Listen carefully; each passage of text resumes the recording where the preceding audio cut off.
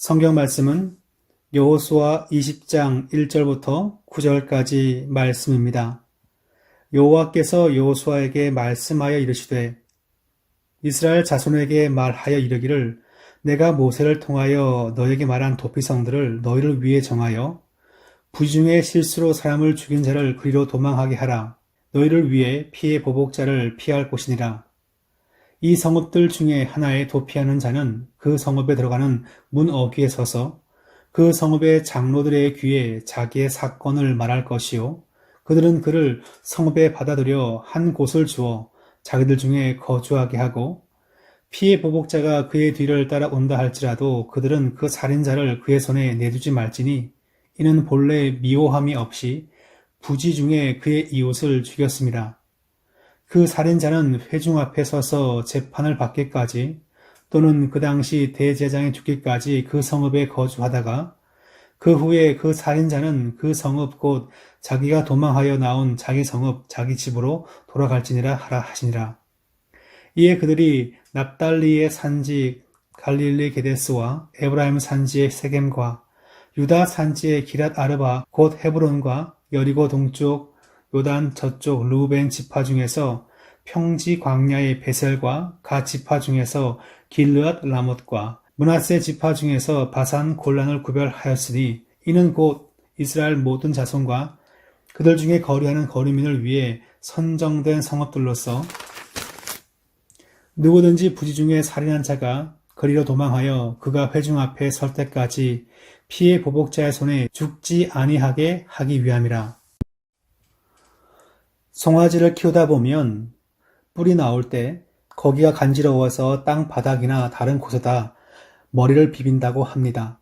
이와 관련해서 소도 언덕이 있어야 비빈다는 속담이 만들어졌는데 주변에 비빌 언덕이 전무하고 그 어느 누구도 내 편이 아니라고 느낄 때 우리는 절망까지 느낍니다.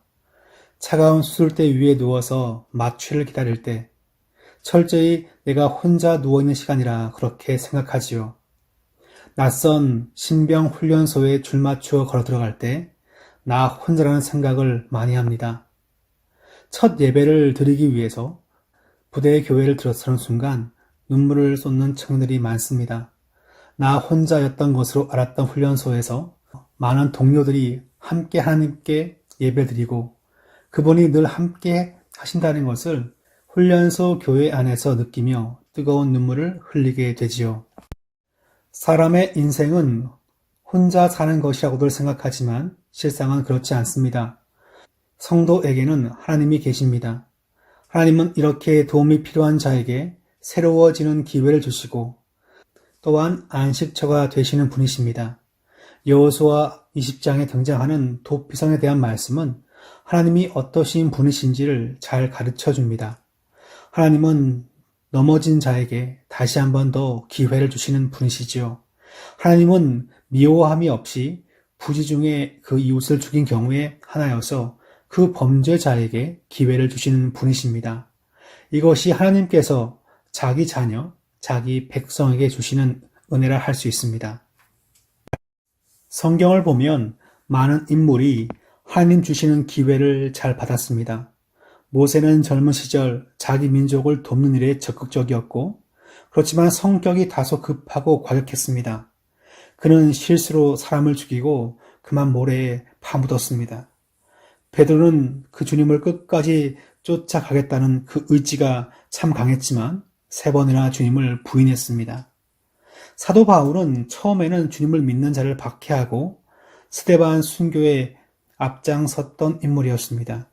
하나님은 이들의 살인과 부인과 교회 박해, 이 모든 것까지 그것이 망할 범죄가 아니라 실수로 여기시고 그들을 용서하시고 다시 그들에게 기회를 주었지요.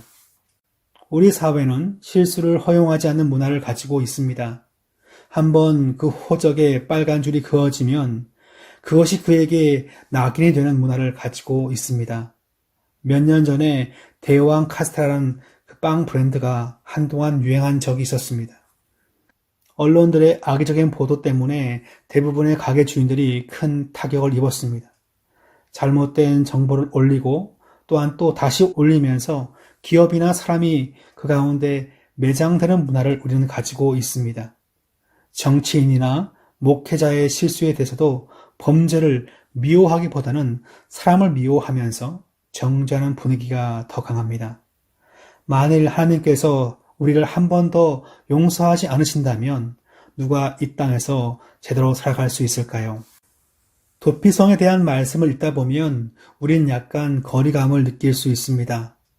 그것은 나는 그렇게 살인죄를 저지른 사람도 아니고 범죄자도 아니고 사기꾼도 아니기에 도피성에 대한 말씀은 참 좋은 말씀이지만 나와 상관이 없다라고 생각하는 분들이 더러 있습니다.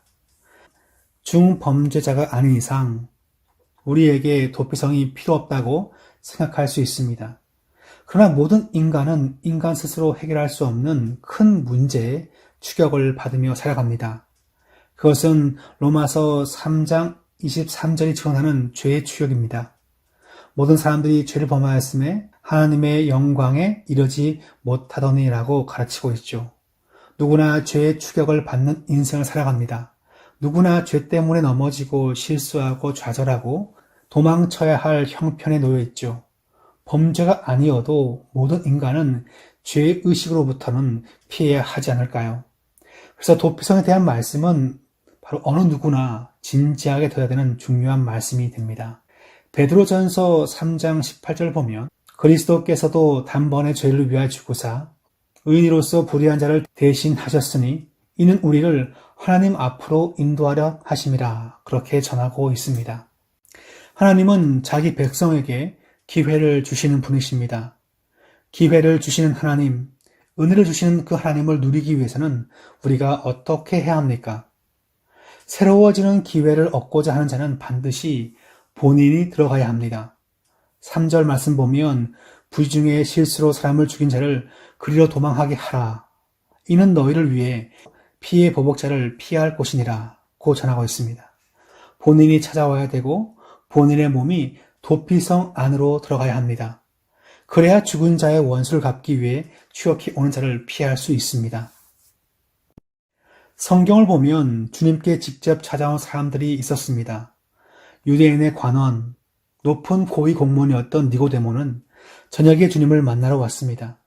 그런 구원의 방법이 궁금했습니다. 그리고 거듭남의 방법 역시 궁금했지요. 직접 찾아와서 주님을 만나고 그때 주님으로부터 주옥 같은 말씀을 듣게 됩니다. 그 중에 하나가 바로 요한복음 3장 16절이지요. 하나님이 세상을 이처럼 사랑하사 독생자를 주셨으니 이는 저를 믿는 자마다 멸망치 않고 영생을 얻게 하려 하심이라고 전하고 있습니다. 니고데모가 밤에 주님을 직접 찾아오지 않았다면 이 주옥 같은 말씀을 우리가 들을 도리가 없겠지요. 또한 젊은 청년 역시 부자 청년 역시 주님을 직접 찾아왔습니다. 그가 어려서부터 하나님 말씀대로 배우고 성장했는데 주님께 직접 찾아와서 영생의 비결을 질문합니다. 아쉽게도 그 청년은 재물이 많아서 주님을 따르지 못했습니다. 마지막 그 관문을 통과하지 못했습니다. 주님만 의지하고 주님을 좇는 삶이 참된 구원의 삶인데 그것을 이해하지 못하고 좇지 못한 것이지요. 여하간에 살려고 애쓴다면, 그래서 주님께 살려고 찾아온다면 누구나 주님께서는 그 가운데 살려주신다는 것을 이 말씀이 보여주고 있습니다. 본인이 직접 찾아온 자는, 피하여 도망하는 자는 이제는 고백해야 합니다. 4절 말씀 보면 이 성읍들 중에 하나에 도피하는 자는 성읍에 들어가는 문 어귀에 서서 그 성읍의 장로들의 귀에 자기의 사건을 말할 것이요 라고 나와 있습니다. 찾아와서 이제 고백하지 않으면 그 사람의 결백을, 그 사람의 본래 의도를, 그 마음의 상태를 알 수 없지요. 그래서 피하여 도망온 자는 반드시 자신의 상황을 소상히 고백할 필요가 있습니다. 로마서 10장 10절 말씀을 보면 마음으로 믿는 것과 또한 입으로 시인하는 것을 같은 수준에서 다루고 있습니다. 믿는 것은 마음으로 조용히 믿는 것만을 말하지 않습니다. 분명히 입으로 시인할 필요가 있습니다. 하나님은 다 아시지만 말하기를 지금도 기다리고 계십니다. 주님께 피하고 주님께 안기려고 하는 자는 주님께 직접 와야 하며 이제 주님께 고백해야 합니다. 그렇다면 누가 도피성으로 지금 피할 수 있습니까?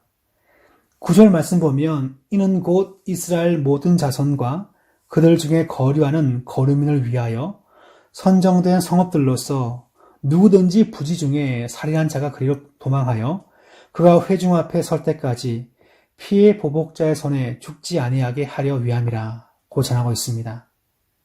모든 이스라엘 자손들이 피할 수 있고 그리고 여기서 거류민이라는 것은 나그네까지를 포함합니다. 그 땅에 잠시 머무는 그 어떤 삶이라 할지라도 즉 이방인까지도 가릴 것 없이 도피성으로 피할 수 있음을 말하고 있습니다. 이 도피성은 이스라엘 전역에 6개를 두었습니다. 한 지역에 편중되어 있지 않고 지리적으로 곳곳에 골고루 퍼져 있지요. 그래서 누구든지 반나절만 뛰어가면 피할 수 있는 위치에 있습니다. 더불어 어떤 외국인이라 할지라도 피할 수 있습니다. 누구라도 오라는 명령이지요. 곳곳에 잘 흩어져 있는 도피성이고 누구든지 피할 수 있는 곳입니다. 그래서 이 도피성을 신약시대에 무엇에 비교할 수 있을까요? 바로 예수 그리스도 자신이시고 그분을 머리로 하여 세워진 교회를 그렇게 도피성이라 부를 수 있습니다. 곳곳에 흩어져 있는 교회, 누구나 직접 찾아와서 이젠 고백하고 자백해야 합니다. 누구라도 찾아오는 자를 받아주시는 주님을 모시는 공동체, 이 교회에서 우리는 함께 신앙생활을 합니다. 우리는 주님의 교회로 부르심을 받은 성도입니다. 죄와 사망으로부터 추격을 예수 그리스도께만 피할 때 안전합니다. 이 사실을 듣고 이 사실을 알게 되었으면 주님을 구세주로 인정하고 영접해야 합니다. 주님께 피하는 자만이 참된 안식을 얻기 때문이지요. 누구라도 주님을 믿을 수 있습니다. 거기에는 과거의 배경은 존재하지 않습니다. 주님만이 안전하기에 반드시 믿어야 된다는 것을 우리가 기억하고 이 사실을 전해야 할 줄 믿습니다. 가까이 잘 아는 친척이 노태우 정권 초기에 주식을 샀습니다. 나중에 그분께 물어봤어요.